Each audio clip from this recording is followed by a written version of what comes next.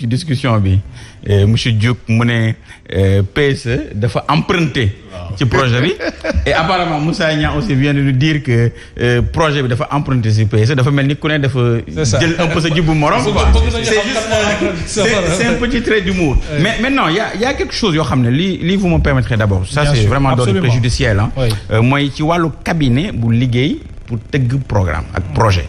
Il faut savoir que dans le domaine des finances publiques ak des grandes politiques publiques dafa am ay cabinets de stratégie de conseil boo xam ne man am naa sax cabinet bu ma tout ça yoo xam ne ñooy conseiller autorités yi parce que cabinet li mën a mobiliser ci ressources muy ay juniors wala ay seniors wala ay experts sectoriels li mën a mobiliser ci ay benchmark mooy par exemple yow da nga bëgg a def tel projet wala telle réforme def nañ ko ci dëkk bii lii mooy indicateur lii la mën a def demain Sen TV vous aller vers l'intelligence artificielle xamoo leen nan ngeen ci demee da ngeen dem gis ci benn cabinet d'experts boo xam ne ñoom am nañ ay experts à l'étranger yu liggéey ci intelligence artificielle donc loolu c'est dans l'ordre normal des choses et deuxième chose et je pense que loolu c'est quelque chose de très important absolument Victor Gorom Ndiaye sénégalais la benn ñaareel bi man dama jàpp ne bokk na ci sénégalais yi gën a xarañ yu ma mës a gis parce que Victor Gorom Ndiaye il a l'un des meilleurs parcours en tant que manager en tant que consultant au Sénégal Sonatel bii ngeen di gis plan bi tax Sonatel def 1000 milliards de chiffre d'affaires Victor Gorom Ndiaye ak cabinet de performance ñoo ko def cabinet de performance clients yi gën a mag ci Afrique muy CEMAC muy UEMOA muy BOAD muy même AFC bu FMI dañ leen di liggéeyal donc c'est dans l'ordre normal des choses même boo jëlee temps en France yaa ngi dégg ñu naan McKinsey y a un scandale McKinsey parce que durant la Covid gouvernement Macron dañoo sollicité woon beaucoup cabinet McKinsey et malheureusement McKinsey n'a pas été très éthique des fois da doon conseiller aussi bien le lion que la gazelle donc am na lu ñu ci mën a interroger mais recours à un cabinet de stratégie pour mu formuler pour mu mettre la main à la pâte sa vision loolu c'est quelque chose qui est dans l'ordre normal des choses parce que administration ak état ñëpp xam nañ ne fonctionnaires yi ak administration ak état c'est pas les mieux doués c'est pas les meilleurs des Sénégalais ça c'est évident d'ailleurs même boo xoolee je donne un chiffre en passant les 187 000 à peu près les 200 000 fonctionnaires sénégalais coûtent au budget 116 milliards par mois 116 milliards et depuis 64 ans bu nekkoon ne fonctionnaire bi mooy développer Sénégal on le saurait au contraire c'est un gros boulet il y a qu'au Sénégal on voit des fonctionnaires milliardaires donc il faut que il faut qu'on sache raison garder xam ne loolu am solo maintenant fi ma d'accord mooy vision c'est personnel mooy man Seydina ne maanaam man sama vision ci fukki at wala fukki at ak juróom yi fii laa bëgg a yóbbu Sénégal dama lay wax sama vision ba pare nag yow yaa may ñëw formuler sama vision décliner ma sama vision wax ma sa vision bi nga bëgg a dem yow da nga bëgg par exemple maanaam da ngay importer 1200 milliards de produits alimentaires loolu lekk ak loo naan li nga bëgg mooy da nga bëgg sa importation diminuer de moitié loolu mooy sa vision léegi man da ngay ñëw gis ma en tant que stratège en tant que économiste ma ne la boo laalee nangam di nga mën a atteindre sa vision boobu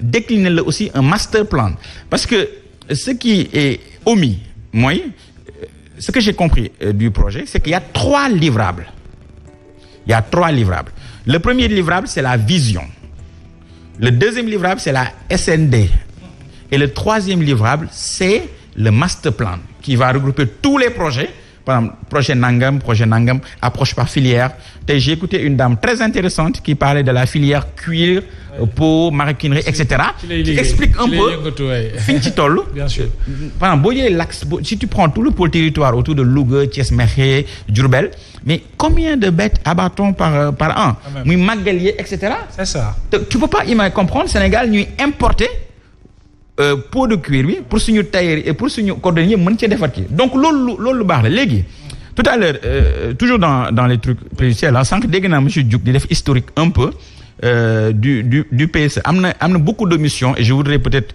aimablement rectifier certains trucs. Allez-y. Le premier PAP mooy plan d'action prioritaire bu PSE c'est de 2014 à 2018 maintenant en 2019 il y a eu le PAP 2 ba mu tàmbalee ci lañ am Covid-19 ba mu ñëwee ñu am ñu ne dañuy ajuster ak adapter mu nekk maintenant PAP 2A léegi PAP 2A bañ ci génnee ba ximmaliku liñ teg du PND et cetera ça s'appelle le PRES, le plan de relance de résilience économique et sociale. Donc c'est ça l'enchaînement normal, c'est pour éclairer les téléspectateurs pour ñu comprendre kii bi léegi man ma grosse inquiétude elle est double, c'est sur 2 points. Le premier mooy comment on finance. Financement bi xam nga maanaam. il faut que ñu statuer waaw loolu ça mérite un vrai débat boo xam ne.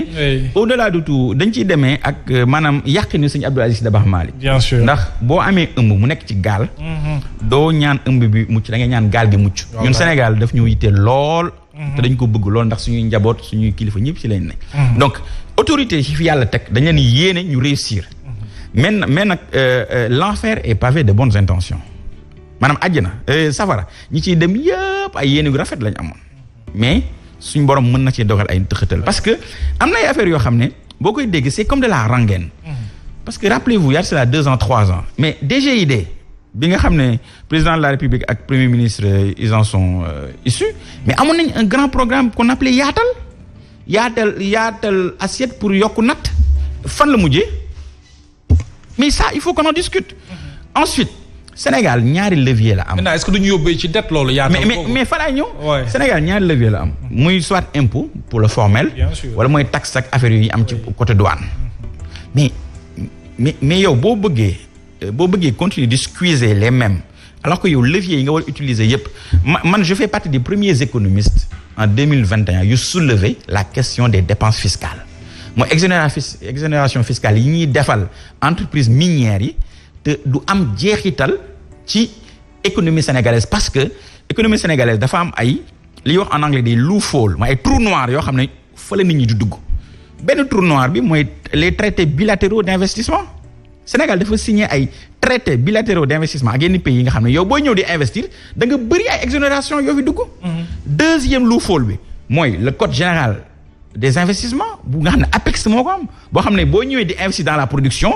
Tu es exonéré de droits de douane, tu paies pas de TVA, tu peux recruter des contrats qui ne sont pas etc. Donc tout ça fait que li état war a jot ci ressources lu bëree bëri du ci jot te aussi ingéniosité bi war a am pour que ñu dégraisser le mammouth parce que man Sénégal dama jàpp ne xaalis am na fi parce que mënoo jël une société comme la Sénélec où sur 3 ans l'État a subventionné presque 2000 milliards.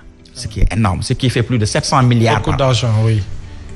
léegi foofu la sama inquiétude toll bu nekkee état et man dama dégg tey le ministre des finances et du budget ñu ne on va aller vers des subventions ciblées loolu c'est un langage codé qui est très grave parce que loolu ça veut dire on va aller vers une hausse du prix de l'électricité te man li ma jàpp mooy réforme yi ñu war a def au sein de la Sénélec même mooy vérifier la structure de la Sénélec, le fonctionnement de la Sénélec, tous les abus qu'il y a au niveau de la Sénélec, tous les contrats qui sont passés à gauche et à droite, les contrats de gas to power, t'en es passé déggoon nga Amadou Akili di ci wax un contrat de 3500 milliards avec des gens qui utilisent les agents de Sénélec, le site de Sénélec, la garantie souveraine.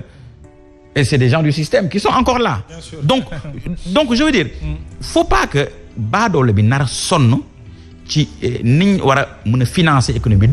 Deuxième chose bi nga xam ne c'est très grave mais le 5 octobre passé le directeur général de Sen'Eau a dit et c'est repris textuellement dans un journal de la place, en l'occurrence le journal Enquête, que les nouvelles autorités ont validé l'augmentation du tarif de l'eau. Donc bu courant waree yokk ndox war a yokk. Pendant ce temps-là on a cette conjoncture-là qui est extrêmement difficile man en tant qu'économiste je suis inquiet parce que ba léegi nii tegguñ ci table bi ay solutions yu pertinentes yu leer yu chiffrées sur comment on va financer ça. Et je termine sur un aspect xam nga boo ne 18 000 milliards laa koy financer nga ne 12 000 milliards la état di jël 6 000 milliards yi mooy secteur privé national. Là-bas on souligne le national. Parce que man bu ma nekkee français ñëw ubbi fi société. Je fais partie du secteur privé national. Bien sûr. C'est différent du secteur privé sénégalais. te li may wax nii dafa am maanaam loo xam ne on a un benchmark ici au Sénégal.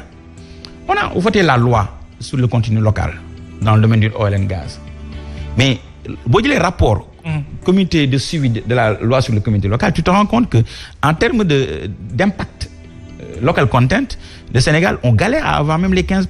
Parce que entreprise yi nekk ci pétrole ak gaz, ñoo ñëw créer seen propre entreprise yi nekk fii di joxante marché bi seen biir. Temps yi passé dégg nga BP dafa porter plainte non Cosmos dafa porter plainte BP pour ne ko 100 000 barils yi ngeen di génnee man jaay ma ci. ñu dem arbitrage cour d'arbitrage bi ne BP tu as tort excusez-moi ne Cosmos tu as tort excusez-moi que BP am na droit jaay société bi nga xam ne mooy filiale am bi mu créé muy BPGM. Très bien. nga xam ne seen biir la ñuy ñëw de créer fii société sukkandiku ci local content bi parce que l'école content bi on a mis société privée nationale privée nationale et non sénégalais et c'est ça qui appauvrit les Sénégalais. Donc man li ma jàpp mooy. yéene bi rafet na. document bi c'est un document de stratégie c'est un document de prospective maintenant document bi am na ay points yoo xam ne dañ ko war a améliorer dans une démarche aussi comme ni ma wax rek d'ouverture déglu ñëpp. tey am na fi may jeexale am na benn expert bu am solo Eliman Kane Blex Africa d'ailleurs vidéo yëpp ñu ngi daw te il a dit quelque chose de très vrai. Qui a fait une excellente intervention. C'est ça. Man souvent je suis classé dans ce lot là peut-être d'être un économiste hétérodoxe wala parce que man I'm thinking out of the box. En fait moi je réfléchis hors de ce qu'on sait déjà. Parce que s'il faut faire les diagnostics il est partagé. S'il faut reproduire les mêmes analyses sectorielles, il y a qu'à Faucon, faut qu'on fasse ceci, faut qu'on fasse cela. On sait ça, on n'en sort pas. Ce qu'il faut, moi, dire l'objet de l'économie sénégalaise, c'est dire, écoute, les gars, nous, on a toutes les richesses du monde, on a 700 kilomètres de côte, on a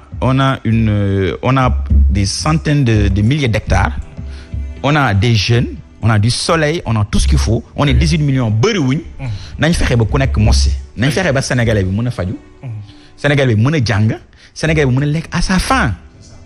Donc pour man c'est là où se trouve le débat et pour loolu il faut que mu am yaatu dënn ñu comprendre les concepts yi ñuy manipuler parce que des fois j'ai l'impression que les gens manipulent des concepts auxquels ils ne comprennent pas grand-chose. Et malheureusement ça entraîne le Sénégal dans un trou noir et ça vraiment c'est un gros coup de gueule que je veux donner. Absolument. Pour que au moins ces téléspectateurs xam bu baax ràññee quoi. Très bien, merci Seydina. Alors dinañ ñëwaat ci yow mais Alassane ce nouveau référentiel dafa envisager former plus de 700 jeunes d'ici à 2029. Aujourd'hui, la question qui se pose mooy au moment où réew mi ñuy wax amul xëy il existe même une association des diplômés chômeurs.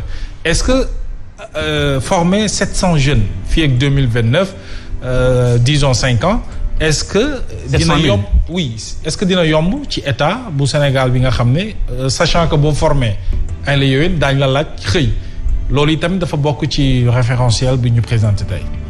non balaa maa wax ci loolu sax formation des jeunes dafa am lu ma bëgg a njëkk a revenir incongruité yi am yow nga ne da ngay élargir assiette fiscale. 700 000 oui 700 000 jeunes. d'ici à 2029 je me suis trompé. yow nga ne da ngay élargir assiette fiscale def inquisition fiscale entreprise yi di tëj nga téye bâtiment hôtellerie doxul. mais industrie minière doxul parce que yëpp ñu ngi dañ leen pression fiscale bi dafa métti mais c'est normal ce impôt sur les revenus wàcc c'est normal que TVA bi wàcc c'est normal que l'impôt sur les sociétés wàcc. Donc trop d'impôt tue l'impôt quoi. Oui munoo wax. mais gars yi foog ñu fay impôt rek foog ñu fay fiscal ma wax la kenn bañul fay impôt dama ne la. état tamit ay ressources am. da koy soxla ci mais bu fekkee da nga tëj entreprise yi fooy jëlee recette fiscale. quand même. kooku incongruité la.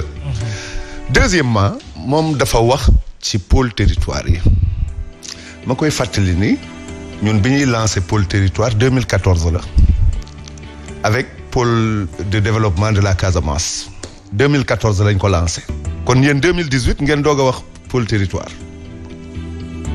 donc il y a 4 ans de différence mon cher ami yéen amu leen woon programme tey ngeen doog a teg ne lii mooy seen référentiel kon naka la nit ñi mun a puiser ci seen programme yéen ko amul programme naka lay mun a puiser solution bi da ngeen ko xooj ci Lac de Guiers uti beneen ne ñu 4000 cadres xëy ne ñu benn cabinet waaw mais arrêtez quoi c'est. et puis nee na c'est provisoire. waaw te c'est provisoire ngeen wax ndax defagul leen sax cadrage macroéconomique bi kon yéen amul leen programme bu leen fi waxati affaire yooyu ñaareel bi nag boo nee da ngay def c'est former 700 000 jeunes 700 000 jeunes. d'ici à 2029 xanaa di nga am d'abord des centres régionaux de formation professionnelle.